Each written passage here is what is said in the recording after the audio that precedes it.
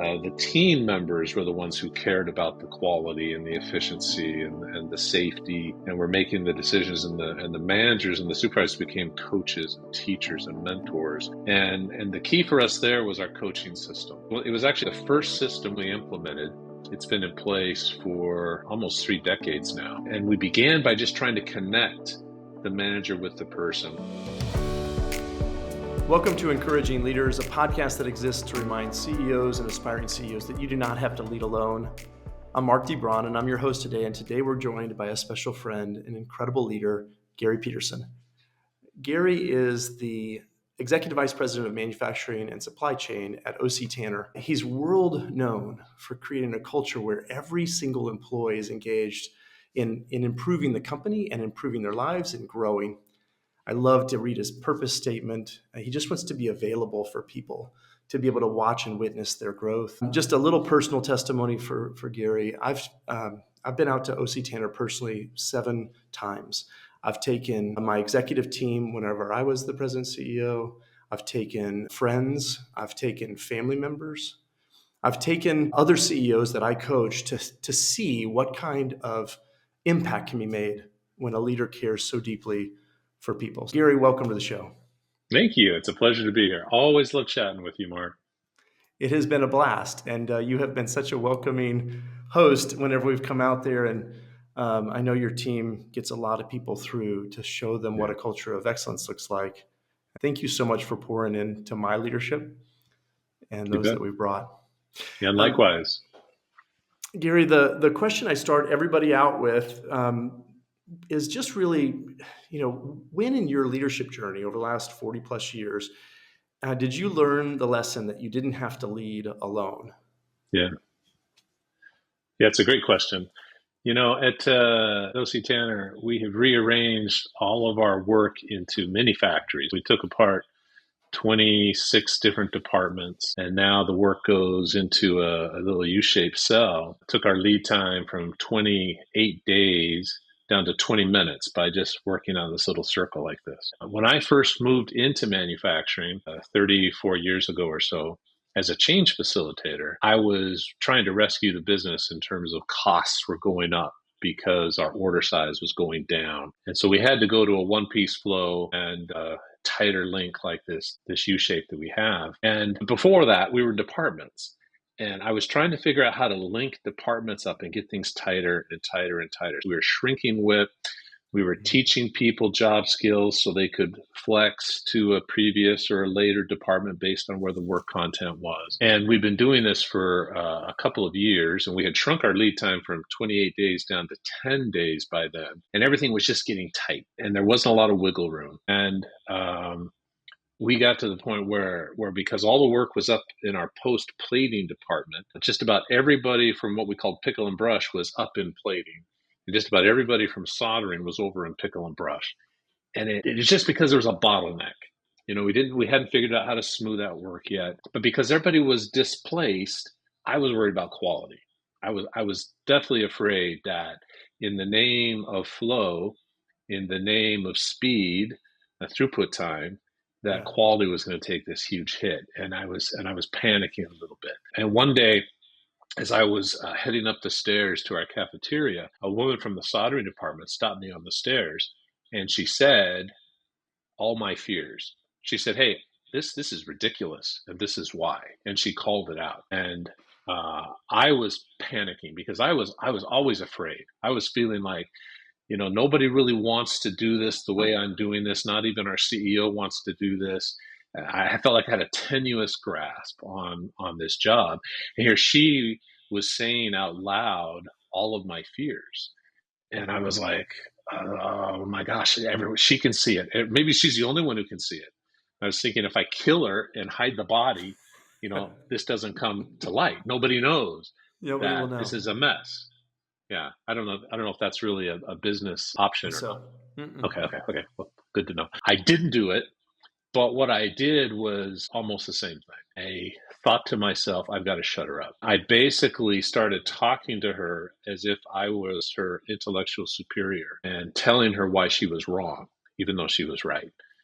And she couldn't compete with the forcefulness and the intellect and my determination to shut her down. I could see that I was winning. I was having my effect with her, and she was getting quiet. She was getting withdrawn, and then she started to cry. And I stopped in my tracks, and I thought, I am so caught up in myself that I am willing to make another human being cry. It was devastating to me, and I just stopped. I was just looking at her, and she saw my hesitation as a moment to escape, and she went away. I thought about that all day, into the night, the next day, and I couldn't find any peace. And I thought, I have no option, but I have to apologize to her. And this took me days to think through, literally. And because I thought, what does my apology sound like? Because the only thing I can say that makes any sense is I have no idea what I'm doing. I am in over my head. And so I panicked, and I'm sorry. You were right. I was wrong. But by saying that, I'm admitting that all the things that I was afraid she was bringing up, I'm putting it on the table myself. But I just thought, I can't be that truthful. I'm already afraid. And so again, it took me a couple more days to decide. I thought of every possible story. That was the only thing that would made any sense. I tried other stories, and I always ended in dead ends. So why did you act that way? It didn't make any sense to get there. But I'm afraid. I'm in over my head. I don't know what I'm doing. That made sense. Yeah. And I finally got to the point where I was ready to go talk to her about it. But she would not give herself access to me, not give me access to her. I couldn't catch her alone. Why would she do that? And finally, my only choice was to walk into the soldering department. And these ladies were sitting shoulder to shoulder, 30 women in three different rows. I had to walk up to her, sitting at her row, and there wasn't any place for me to sit or anything. I had to kneel down next to her to talk to her. And when I did, the whole room went silent. And I realized, okay, everybody knows. Everybody knows how I treated her. So I'm not just apologizing to her. I got to apologize to everybody. And and that was like a load of bricks. It's like, man, I thought I was a jerk. I'm worse off than I think I am. So I knelt down next to her, and I just said it. I said, look, I am sorry. I was wrong. And let me tell you why, because you were speaking truth. Everything you said was true, and it scared me to death. I just kind of explained myself to her, and it made perfect sense. And I apologized, and everybody heard me say, I don't know what I'm doing here. I got the basics in my head. I know where we want to get to. I don't know how to get there. And I blew it, and I'm sorry. And she didn't say anything. She just kind of nodded about that much. That's about all she did, just about like that. And I got up, and I made eye contact with anybody who was looking at me, and I just kind of accepted. And I walked out, went back to my office. I thought, okay, they are going to come with pitchforks and torches. It's going to be like, there he is, get him. And I didn't know if it was going to be these team members or if it was going to be the CEO. I don't know who was going to come, but it was going to be a bloodbath. I had opened myself up. Blood was in the water. The sharks were circling. This is the way I imagined it. I just imagined all the worst possible things that could happen. And about 90 minutes went by. And then two women from soldering. Actually, it was the two highest performers. One of them's name was Griselda. I remember Griselda. I don't remember what the other one's name was. They came into my office, and I thought, okay, here it is. And they smiled, and they said, hey, I think we understand the problem you're trying to solve. What if, and they pitched an idea. And it was the first time out of 1,800 people in this factory, the first time someone had the gumption, the bravery to step against all of this fear that management had created in people to do what you're told and say, what if we try something? And they pitched it to me. And actually, we'd already tried what they said, but I thought, listen to you. You were offering a solution And so instead of saying we already tried that, I said, well, what do you think? Do you think that would work? I said, well, I don't know. I mean, what if you tried it? I said, well, what if you tried it? Maybe you ought to try it. And they were like, you're okay with us trying that? I said, well, I'd love to have you see if you can talk to people and see if that would work. And those two darling women, got excited, and they left and they went and they tried it and it failed. And they thought, well, what if we did this? And they tried something else. And what I saw happening was these two started to gather a crowd. Mm-hmm. And people started coming on, what are you doing? We're trying to solve this problem. It turns out Gary doesn't know what he's doing.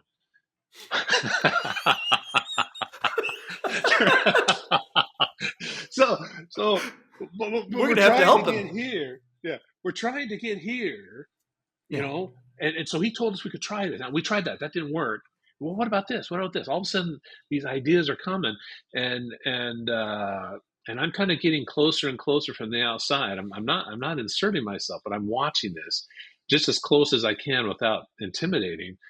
And these guys are experimenting and they're trying things.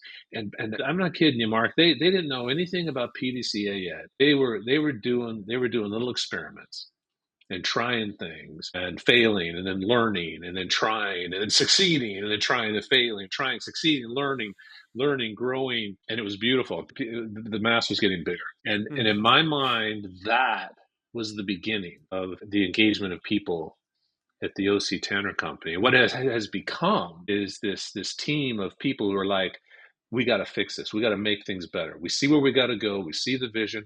Let's go. And it wouldn't have happened if I hadn't have made myself vulnerable. It wouldn't have happened if I hadn't have been able to say, I don't know, and it's got to be okay that I don't know. And turns out people together, we came to the conclusion that the teams of people trying things, experimenting with things, are going to make better decisions than I will as an individual. Yeah. That the teams together will be very powerful in their decision making. Yeah, so much gold in that story. I love every detail. The one thing is that most people that are listening won't recognize or maybe won't hear that you moved lead time from 28 days to 20 minutes over the last 37 years. Yeah. That the teams of people did. Yeah. And that one of the pieces that I think about in that story is you, with brute force and determination to solve a problem, were able to move from some number to some number. You used 28 to 10 or some number to Yep. some number. And Yeah. then you were panicking and scared because you don't know how to get the rest of the way down. You don't know what to Yeah. do. And poor behavior starts to come up because they start to find out that, and you start to wrestle with that. And I start to panic. if you're found out, there's deep risk because you will be fired, Yep. Yeah. excommunicated, whatever, kicked out of the group. And so your need for belonging is needing to hide the fact that you can't get us further down the way. Yep. And then a human being with major courage just says, hey, this is what I think. And you, with poor behavior, leadership behavior that I've done myself, your desire was to do something, but you discouraged her and you watched her become less of a human after your leadership than before. She was less than instead of more than. Yeah. And that hurt you. You could feel it. And you said, I have to change this. And it wasn't easy. And then you decided that the only way to clean it was honesty. The honesty is such a deep, hard thing. I never knew how dishonest I was until I started practicing honesty. Wow, Yes. I wasn't really telling the truth. I was afraid to tell the truth. It's like, where has this been? Where has that been? Yeah. And so then you got honest. And you used the word apologize, but basically you got honest with a group of humans, and they're like, no kidding. They knew it. They knew it. You just didn't know that they knew it. Yeah. And then they start to offer ideas. And then you just kept doing that now for the last 30 plus years. That's right. And now you have this place where I want every friend and every family member and every human being to see the people that are created after that. I love that I story. will say that I think I was up till that point. I was dragging everybody, kind of kicking and screaming to this new reality. But obviously, I mean, I'm a likable guy. I'm amiable. I'm easy to like. But I was also people were afraid of me. There's no doubt about it. They were afraid, but they liked me. So it's like he seems like a nice guy, but don't cross him. Kind of thing. Yeah, right. And He's going to get his but way. I think it was the likable part of me. There were people like I think there's something to tap into there. I think we ought to go say something. I mean, if I was just a tyrant and a No. brute and then apologize, people be like, oh boy, I need more than that. Yeah, yeah. Well, the part that I hear is you did feel the impact when you hurt another human.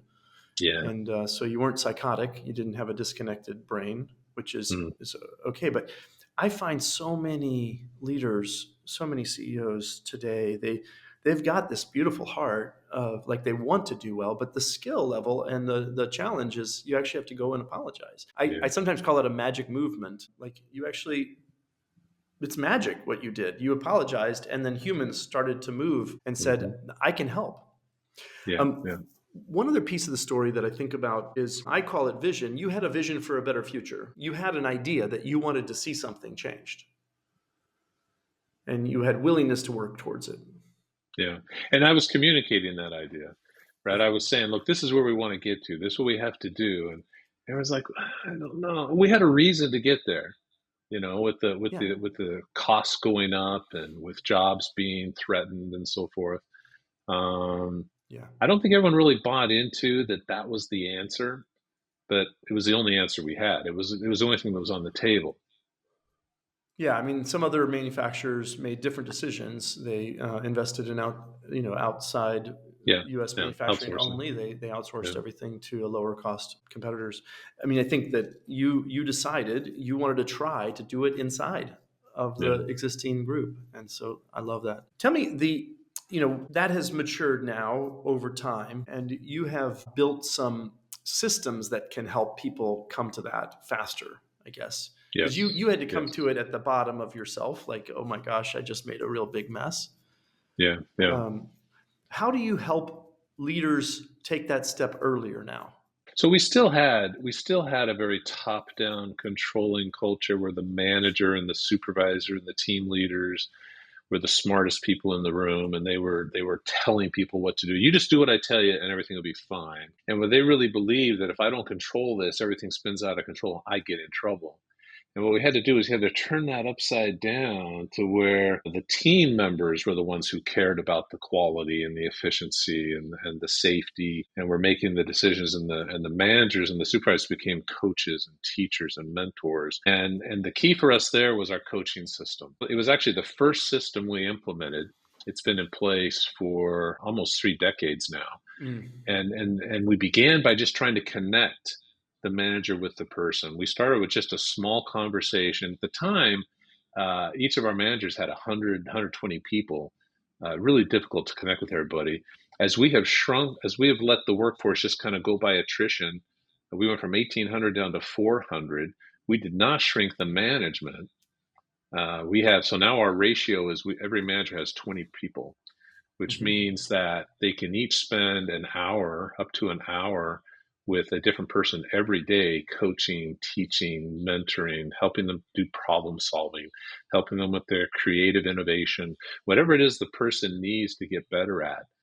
But that currently 30 to 60-minute conversation used to be, let's just talk for 5 minutes.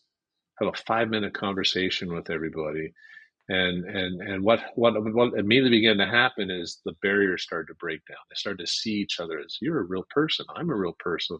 Look at you. I thought you were this whatever, but you're just like whatever. And I just think we just started with the conversation, and then Hmm. moved gradually into more of a teaching and a coaching and connecting people together. So you shifted from a directing, telling to a coaching and mentoring, teaching role for leaders. You shifted the ratios over time from 120 down to 1 to 20 Yep. to give more time. Talk to me about that first step because a lot of the people that are listening have no coaching responsibilities for their leaders. So they're not Yeah. thinking, they might still be in the directing mode. That first step, what did you ask them to do and how did it Yeah. work? So we just asked them to sit down with each person and talk about the results for the week. Okay. So it was a weekly conversation for 5 minutes. What was your output? What was the quality, safety? What was your attendance like? It was just a review of data, and I'm sure that some leaders did it in an angry way with the rough performers. I'm sure it wasn't perfect, Yeah. but it was a conversation, and it was person to One-on-one. It person, was a one one-on-one on one. conversation, not one It on was group. it, it was a one-on-one conversation. It was you and me talking. It's amazing how the ice just started to melt. Mm-hmm. The division of you versus us, it just started to kind of go away, and all of a sudden we're just talking here. Mm-hmm. And I'm starting as a manager, I'm saying, you're actually pretty smart. Do you mind if I ask your opinion on something? And all of a sudden these things, you can see who the performers are going to be. You can see which team members are going to start to rise up and start to be the leaders. And once that starts to happen, everyone else starts to turn too. Once it becomes safe, to share your ideas, to talk.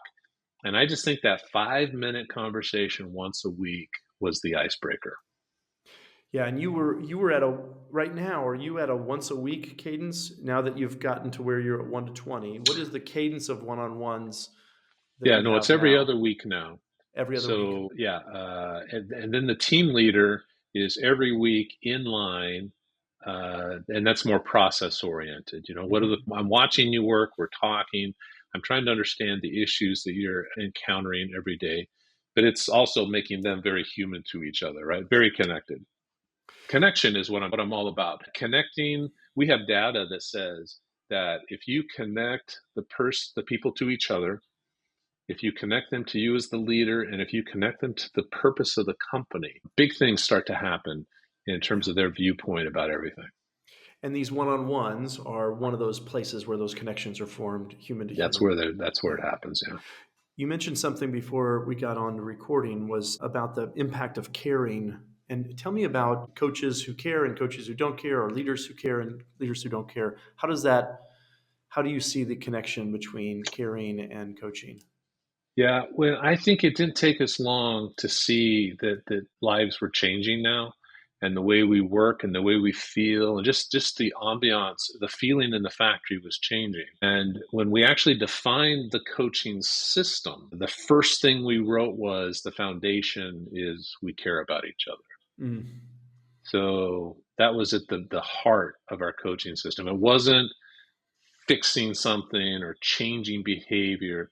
It was, I genuinely am going to care about you, and therefore we're going to have a conversation based on that care. So the conversation can go anyway that matters to you, that matters to me, but it's going to be genuine, and we're going to have a connection between us. Yeah, and you've used the word care. I just think about the words that we hear in the continuous improvement world: respect. Some people use the word love. Some people use the word compassion. How do you either select for that, or talk about that, or how Yeah. are you actually teaching to that? How are you seeing it? What are you using? To So care. I think people, once they start to experience it really, and see it as an alternative leadership style to control and fear, it feels more human. And I think people feel themselves opening up as a human being. I think it resonates with us. And so most people I found wanted to get better at it. Most Hmm. people, once they start to experience, are like, I want to figure this out. I want to get better at it. I only had a few managers who were like, screw this. Yeah, I'm not doing this. This yeah, I don't want this. And they left. They opted out. And that first group of managers, they're all gone now. But it's 30 years later. right. But they got kind of good at it. And then their replacements, Had who seen it. wanted the jobs, like, this isn't the job I thought it was. Look what these guys are doing. This is more about communication and interaction and learning together. And so a different type of person applies for the role than Yeah, used to apply for the role. yeah. And over time, it's evolved. We're probably on our third or fourth generation of leader over the 30 years, as you can imagine. And a totally different type of person applies for the job now. Now it's somebody who all I care about is growing people. I want people, and they've also got a fulfillment mentality because they've got to deliver, right? Right. But but Right. but bringing people along is the vehicle by which I deliver. Yeah, I think that that's the part that I think is when I hit it in the folks that I coach and folks that the friends that I have in leadership, they would love to be caring, but they also need to deliver. And Yeah, so they see those as counter to each other. Tell me how yeah. you view those two things. Yeah, no, I see that if I want to deliver at OC Tanner, I need my people to be at their best. I need them to care about the results. And they have to, the results have to be theirs. It can't be the manager's results that the team cares about. It's we have basically given the team members all the data. They've got their own little income statement for their production line. And every day they understand what gross dollars they contributed to the bottom line. And when we first talked about giving them that information, people were like, wait a minute, I don't know what they're going to do with that. I don't know if I want to do that. I don't know what they'll do with that information. And you know what they do with it? They act like entrepreneurs. They act like business owners. They make smart decisions. And so giving them what they need allows them now, it's their information, they're driving it, they're making things happen. And that's I think was the final twist that put them in place to make decisions. And now the manager isn't so much, no, I gotta get them to make this decision. The manager is now thinking, what else can I teach them so they can be more creative in their problem solving? What else can I teach them? What's getting in their way of being more creative? What is, Yeah, all those questions become like, what am I doing? What are my behaviors that are yeah, hindering them right now? yeah. How can I give them more courage to try more aggressive experiments in their efforts? So by the way, speaking of courage, have them have more courage. Really, the key there is like a force field analysis. What you got to remove off the back is the impediments, the things that are unsafe. Hmm. How do I make it psychologically safe for the team members so that anyone can bring up anything they want, which I think really comes to the humble leadership side, and it also comes to the respect for others, respect for each other. Yeah. The more safe the environment is, the more people feel like I'll try whatever. Let me just put something on the table. Let's experiment. We'll Yeah. learn. We'll be smarter. Yeah. How do you speak about mistakes in your culture? Yeah, What does a learning mistake look opportunities. like? Yeah. Yeah, mistakes are great. You just got to try it. What do you think? What if I do this? What if it fails? Okay, we'll be smarter. We'll learn something. Why don't you try it? See what happens. And so mistakes are a great learning opportunity. The principle we focus there is focus on process. If something goes wrong, it's like that's a process problem. That's not a people problem. And so we learn something, we learn to button it down so that can't happen again. Our processes make it easier to do the right thing, they make it harder to do the wrong thing, all fixable. Yeah. Well, I love it so much. I remember being with your team members that are on the front line, setting targets that are very challenging. You made one shift in your challenge setting system where you moved from an annual target to a semi annual target. Can you just talk about that shift and why you made it and what it's done for you? Well, so aside from the daily continuous improvement, every team also sets big strategy deployment goals on a major strategic issue they're trying to accomplish. And we found that teams were finishing those up in about 9 to 10 months. And then they wanted to start something new. And we are like, well, there's going to be a new strategy map coming in 2 months. Can we wait and align to the new strategy map? They're like, well, what am I going to do in the meantime? What am I going to work on now? I want to work. Oh, Let's yeah, go. I love that you want to work, but can you just wait? Why are you making me wait? When we went to the 6 month calendar, man, it's all they can do to finish a project in 6 months. And so they were screaming to get it done, working their butts off. And then we could start a new one right away. So we just aligned to the same strategy map twice and then start the new strategy map. Yeah. Well, I mean, you see a problem and then you start to iterate on experiments, and that one experiment was a cool one. I love that one.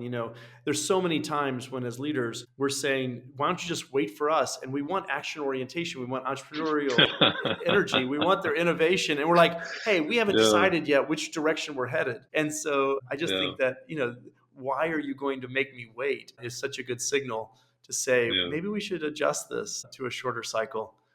yeah. It worked Gary, great. if you were gonna go back, one last question. If you're gonna go back into your younger self, you're stepping into your first role, and you're like, "Hey, why don't you do this or think about it this way?" What would you share with your younger self? A leadership lesson. What would you tell yourself? The lesson you needed. Yeah, as I mentioned, I ran on a lot of fear.